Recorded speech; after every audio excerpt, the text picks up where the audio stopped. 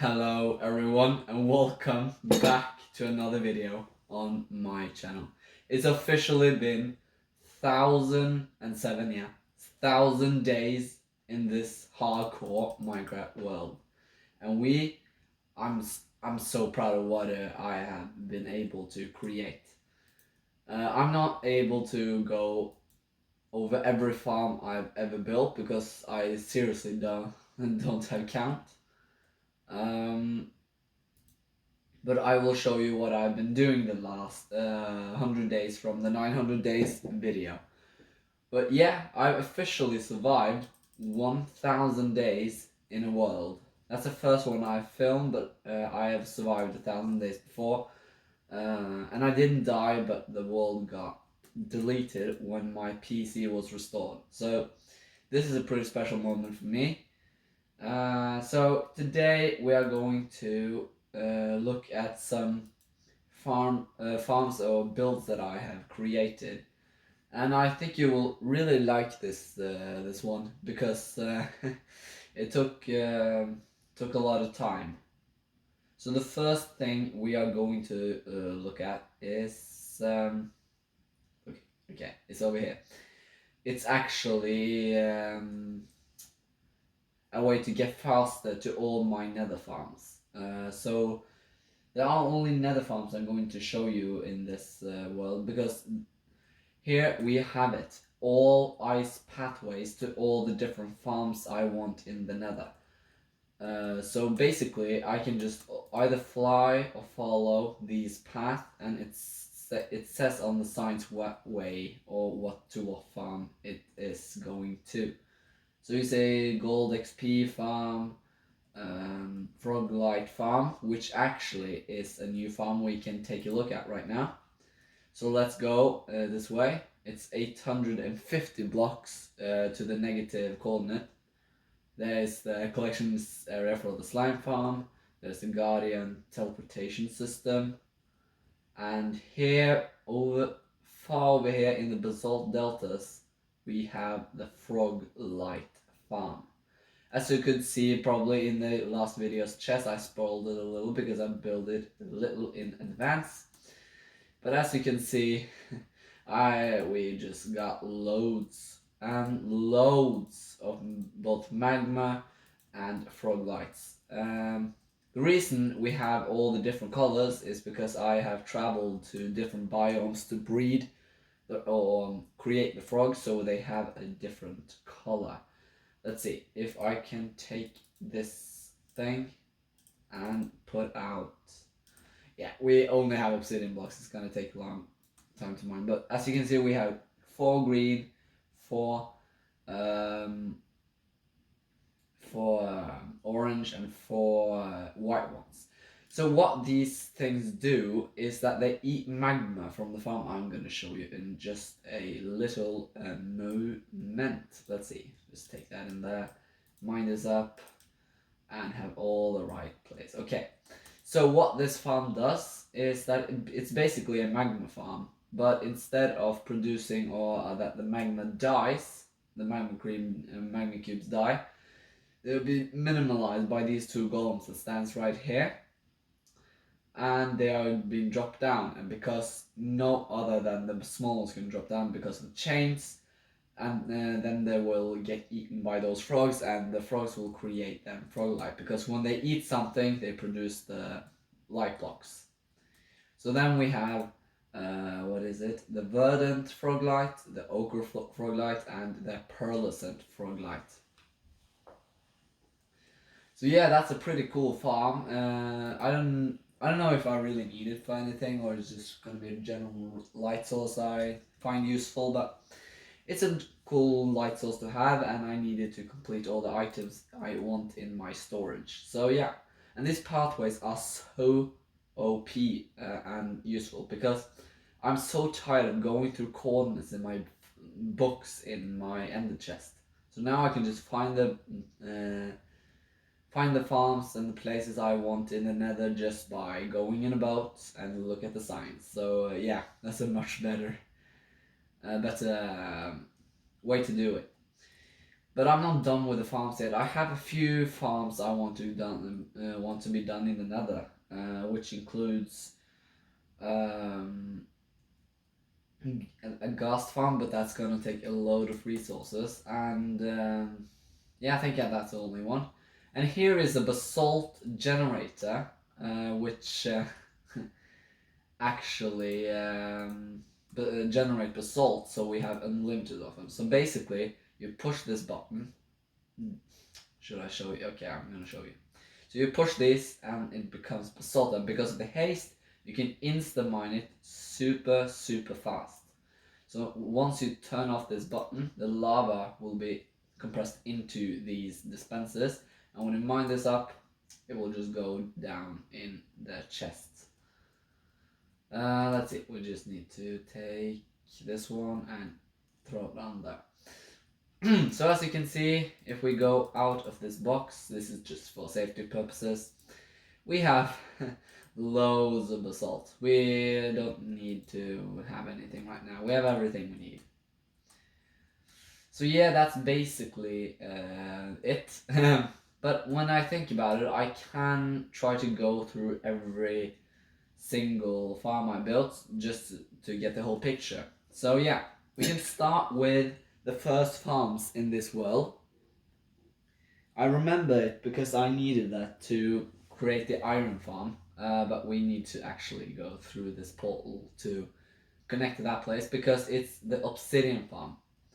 Because the obsidian farm is the first ever farm I built in this world. I created a pathway to it just for convenience because I don't want to travel 4,000 blocks to get that far. So let's see if we can go to there. That would be nice. Yeah, the walls can make the boat stuck, but as you can see, here it is. I made the chunk loader go to the nether roost instead of the nether part of the nether, so I can create a portal that takes me straight to the obsidian farm. Isn't that clever? So yeah, basically what this farm does is it is using this. I maybe explained it, but it uses the snow golem shooting at an endermite right there, which have been lived for 1,000 days or so. And that helps generate and keeps this chunk loaded, and this chunk loader keeps all the chunks loaded. So basically, when we go to the obsidian platform on the other side, it will keep generating um, the obsidian platform because it's always thinking we are spawning there. So that's the way we can mine indefinite or unlimited obsidian. So that is that farm. This is the first farm I made in this world because I needed it so badly for the farm we are going to see next, which is, yeah, it's pretty systematically how I built these farms. So the next farm we are going to take a look at is actually by the portal. So that is the iron farm, of course, a portal iron farm, which is much more efficient because it takes golem to a different place, and it allows new ones to spawn quicker. So I'm using that mechanic as a bit by villages, and I have built it in the spawn chunks, which allows, I don't remember what way it was this way. So that allows it to indefinitely create iron golems and indefinitely create iron. So as you can see right here, that's it.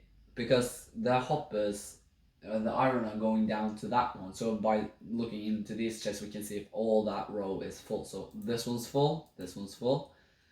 So 6 double chests, 9 double chests, 12 double chests, 15 double chests, 18 double chests, and here we almost 21 double chests full of iron.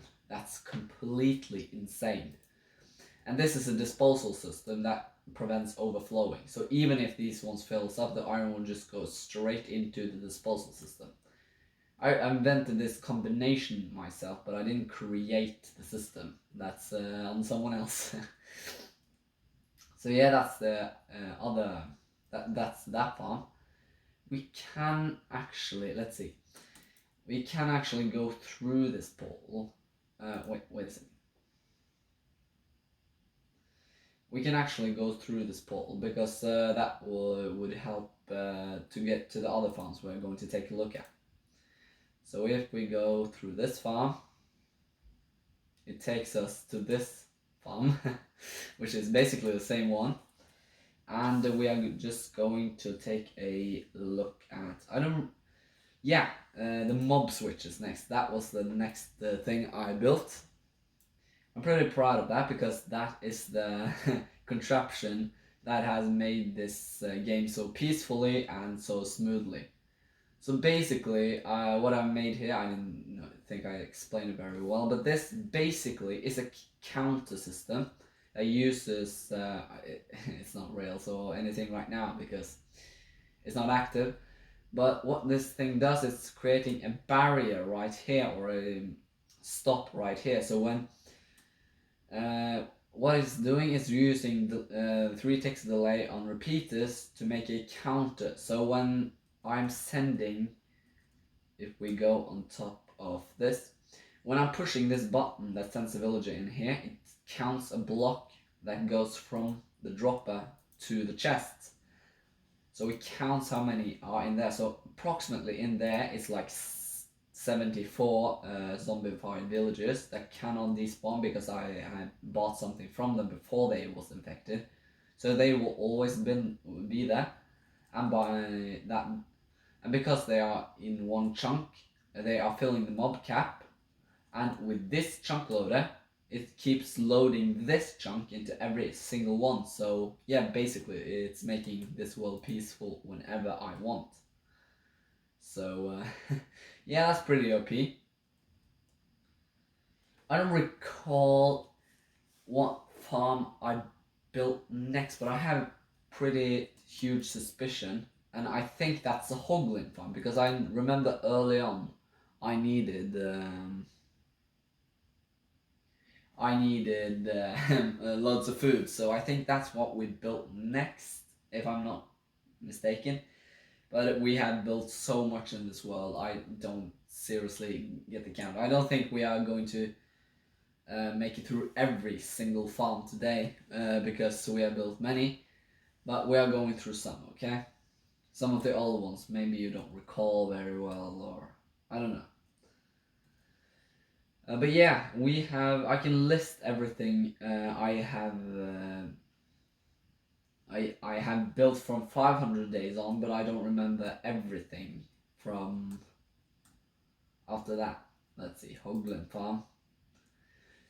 Oh, this ice pathway is so really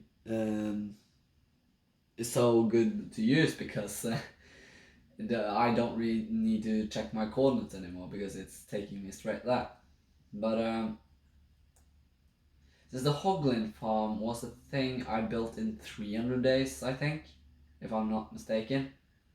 I think I built the raid farm first, but I don't remember. We can just visit all the farms. It doesn't need necessarily to be in the right order. But yeah, so basically this is a design by one, but I quadrupled it, so quadruple the raids, and now I haven't AFK'd at all, and I have these much pork chops in every chest. So yeah, that's this farm. We have to hurry because we don't have that much time. So I think we're just gonna find all the farms in the Nether, and then go to the overworld and to the different areas. So we can look at, let's see, we can go off here and we can just go through this portal. I think that's to the dye area. So we have made this dye area, which is I'm collecting every single dye in the game. And I have all 16 dyes already prepared for the storage system, so that's pretty nice. And So that's the dye. I just need to go quickly because I don't have the time to do this. So that was the dye area. I don't need to go through all the biomes I use because that's pretty much horse shit. But yeah, we also have the shulker farm over here that gives us insane amount of shulker shells. It's insane. And there is another mob switch, which is controlled by that huge amount of shulkers up there. That keeps nether free for mobs whenever I want, so that's pretty nice. I don't need to go to all these places, but we have made also the gold XP farm, you remember that? We have made the frog light farm and magma farm, squid farm. I visited all these places, snowy slopes, hoglin farm, dye area, we went there. With the skeleton farm, the basalt generator, the bartering farm. You all remember these places. Obsidian farm. So we have built a lot. Okay. We can go to the tree district just to show you. Because it's not that important to go to so many places. I think. Because if you wonder how all the farms are looking, it's just to go through my other episodes of 100 days, 200, 300, 4, 5, and all up to 1,000 days, which is this episode right here. But the thing I'm proud of also is this little 100 days cabin which I made when I was on 100 days. So this is my basic manual storage system. I have stored everything here. This is where I started it all. Here is stone generator. Practical to have that inside my house. A super smelter.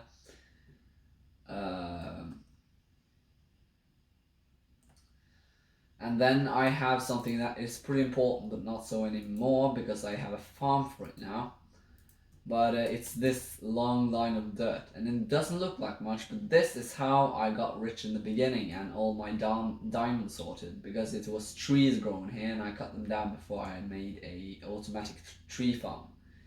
Which brings us to this mob farm, which was pretty useful in its days, but it's not so useful anymore because I made a mob switch that made this dysfunctional. So it doesn't spawn anything anymore, but here was where I got all this powerful armor, powerful tools, by just clicking and killing mobs right here to get XP. So this is probably not my most important farm, but it's most nostalgia and it helped me very much in the start. So this is my world. I'm pretty proud of it. It's pretty messy right now because it's a lot of scattered farms around, some in the nether, some in the overworld. But I think location is important, just like SP737 style. Location gives the best spawn rates for farm building, so I like that kind of strategy. Maybe not all thinks that's the best thing to do, but I think.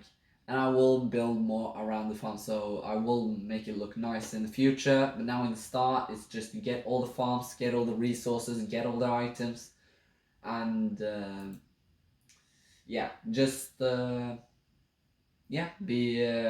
all the resources, and then it's about making it look nicer, maybe. So for example, if we go over here, the plans I have for this place, if we come here fast, the plans I have for the tree area we come to now, if it get loaded. So this is the tree area. I plan to make a dark oak tree farm here too. But the plan we have for this place is to build a huge tree, or form a huge tree area of concrete, terracotta, make it nice to symbolize the tree district. So we will make this look nicer, but we need to get all the farms or all the tree types in here first. So I have the mangrove, the tree farm, the nether stem farm, the fungus farm, the sapling farm, the propagule farm. Yeah, so we have many farms in here, and we will build a huge tree around it as soon as we have made this done. So yeah, that was the tree district, and we will go to maybe one of the most powerful farms, which is in the ocean, which you will see in just a split sec. So yeah, we have to follow a few coordinates to get there because it's a pretty far away, but we will make it all connect soon enough. So yeah, I know this was a little scattered episode, but I've just survived 1,000 days, and I just wanted to show you the progress in the world, but it would take maybe an hour to film it all because it's so many. So in the Nether, I just showed you the signs and the pathways to the different farms and areas I have created. I hope that's okay. But I will show you now what I built in the ocean. It's quite a few farms actually. So yeah, I made a lot of progress on 1,000 days. But yeah, the first farm we're going to take a look at is actually the all mob farm. This is not the first mob farm I built, but it's without a doubt the most powerful one in existence in my world. So basically, this is a lot of platforms to spawn mobs, and it falls down here and into the collection or the killing chamber. So this one, just a simple, this is a farm, but I quadrupled it, which quadrupled the mobs dropping. And these 4 hopper clocks, or yeah, you can call it clocks or timers or whatever, whenever the signals reaches in the middle right, where's the middle? Yeah, windmill is right here. It dispenses water, and when it comes around again, it turns it off. So this is basically a clock to splosh, if I can use that word, down the mobs down to the killing chamber, and we get insane amount of drops. So just by AFKing 10 minutes on this farm can give you like 27 stacks of gunpowder, bone meal, string, arrows, spider eyes as well, which is great for brewing. I have taken some of it, but you can see what the drops are right here. I haven't taken any string, I haven't taken any arrows, it's completely insane. So yeah, that's this farm, and the other farm is without a doubt one of the most powerful ones. It's the raid farm we built in, I think it was for 300 days or something. We built this insane raid farm, which is a stacking one, which means it gives me also the hero of the village. And I have created this beacon to keep me alive when I use it. I shouldn't have done that.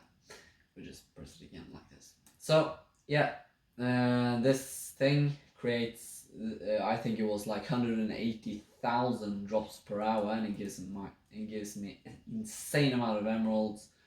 So this is basically a machine that makes me rich. It gives me also redstone.